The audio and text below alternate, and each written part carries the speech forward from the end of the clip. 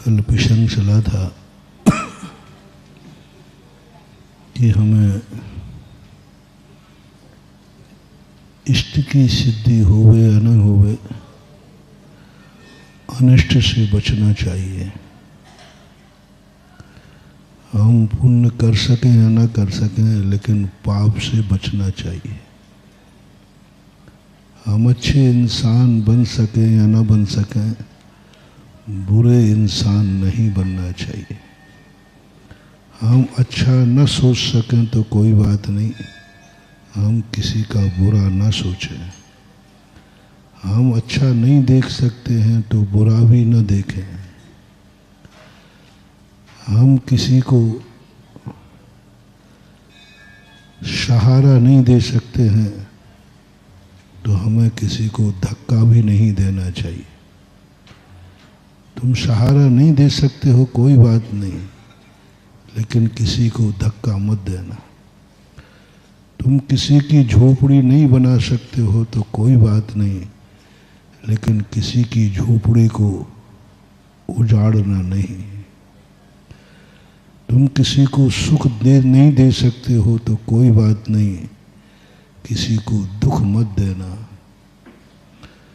तुम किसी की सहायता कर सकते हो, नहीं कर सकते हो तो कोई बात नहीं, लेकिन जिसके पास जो है उसको छीनना नहीं। तुम नहीं दे सकते हो, मत दो, लेकिन कम से कम उसको छीनो तो मत। तुम किसी की प्यास नहीं बुझा सकते हो तो मत बुझाओ, लेकिन उसके पेट में आग तो मत लगाओ। तुम किसी के रास्ते में दीपक नहीं जला सकते तो मत जलाओ, लेकिन किसी के जलते हुए दीपकों को बुझाना नहीं चाहिए। तुम्हारी जिंदगी में किसी के लिए कुछ भी करने के भाव नहीं है तो मत करो, मिटाना नहीं चाहिए। खुद की जिंदगी में आ जाइए, अपनों की जिंदगी में आ जाइए। तुम माँ बाप की इज्जत नहीं बना सकते हो तो कम से कम अपने माँ बाप की इज्जत न मिटाना। तुम देश को सम्मान नहीं दिला सकते हो तो कोई बात नहीं, तुम्हारे कारण देश को अपमान नहीं मिलना चाहिए। तुम जाति को ऊंचा नहीं उठा सकते हो तो कोई बात नहीं, तुम्हारे कारण जाति गिरना नहीं चाहिए। तुम अपने परिवार को सुख दे सकते हो कि नहीं, कोई बात नहीं, दुख नहीं देना चाहिए। तुम मंदिर आते हो कि नहीं आते हो, नहीं आते हो कोई बात नहीं, किसी मंदिर आने वाले को रोकना नहीं। तुम नहीं आते हो कोई बात नहीं, लेकिन किसी को रोकना नहीं। तुम दान नहीं देते हो कोई बात नहीं, लेकिन किसी दान देने वाले को रोकना नहीं। तुम गुण नहीं प्राप्त कर सकते हो तो मत करना, लेकिन गुणवानों की आलोचना नहीं करना चाहिए। मंदिर में तुम सफाई नहीं कर सकते हो तो मत करो, लेकिन मंदिर को गंदा भी नहीं करना चाहिए। तुम अपनी जिंदगी में धर्म नहीं कर सकते हो, चारित्र नहीं पालन कर सकते, कोई बात नहीं, लेकिन किसी को धर्म से भ्रष्ट मत करना। तुम रात्रि भोजन नहीं त्याग सकते हो, मत त्यागो, लेकिन किसी त्यागी को खिलाने का भाव नहीं करना चाहिए। तुम गुटखा नहीं छोड़ सकते तो मत छोड़ो, लेकिन नहीं खाने वाले को खिलाने का भाव नहीं करना। तुम जो कुछ भी करते हो वो तुम करते हो, करो या नहीं करो मैं नहीं कह रहा हूँ, लेकिन उस कार्य में, किसी बुरे कार्य में दूसरे को शामिल मत करो। तुम भ्रष्ट हो रहे हो तो हो जाओ, कोई बात नहीं, लेकिन तुम किसी दूसरे को भ्रष्ट मत करना। तुम डूब रहे हो तो डूब जाओ, कोई बात नहीं, लेकिन किसी साथ में किसी दूसरे को डुबो मत देना। और कहीं ये गलती ना हो जाए कि तुम्हें बचाने वाले को ही तुम डुबा दो।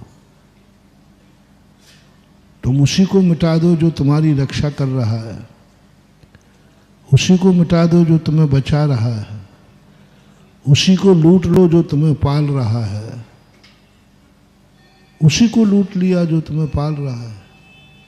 सबसे बड़ा पापी, और सबसे बड़ा पापी वह है जो भाई भाई को लूट रहा है। डाकुओं की गणना समझना, तुम उसे पापी कहते हो जो डांका डालते। सबसे बड़ा पापी वह है जो नौकर हो करके मालिक को लूट रहा है। उससे भी बड़ा पापी है जो भाई भाई को लूट रहा है। उससे भी बड़ा पापी है कि बेटा बाप को लूट रहा है। बेटा बाप को लूट रहा है, बाप की कमाई को, बाप की संपत्ति को लूट रहा है। लुटेरा किसे कहते हैं?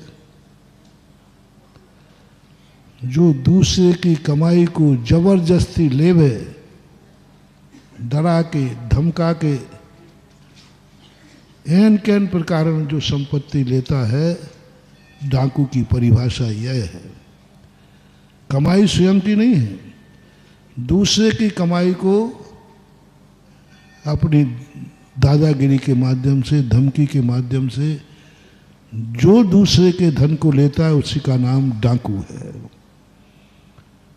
तो वो डाकू तो है ही।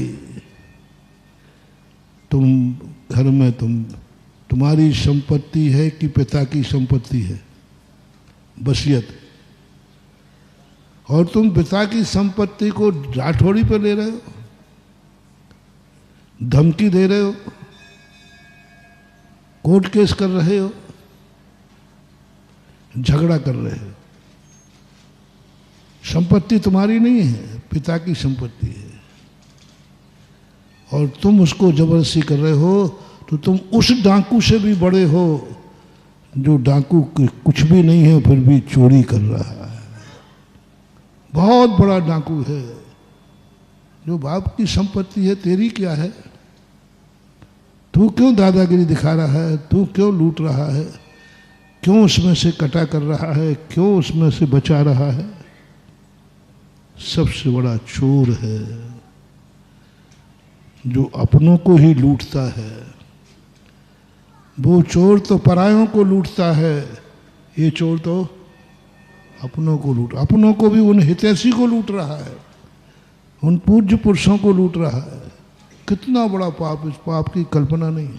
अपनों को लूट रहा है। जय जिनेंद्र, अगर आपको मेरी वीडियो अच्छी लगती है तो प्लीज़ मेरे चैनल को सब्सक्राइब करिए, लाइक करिए, शेयर करिए। इसी तरह से अपना प्यार मुझे देते रहिए।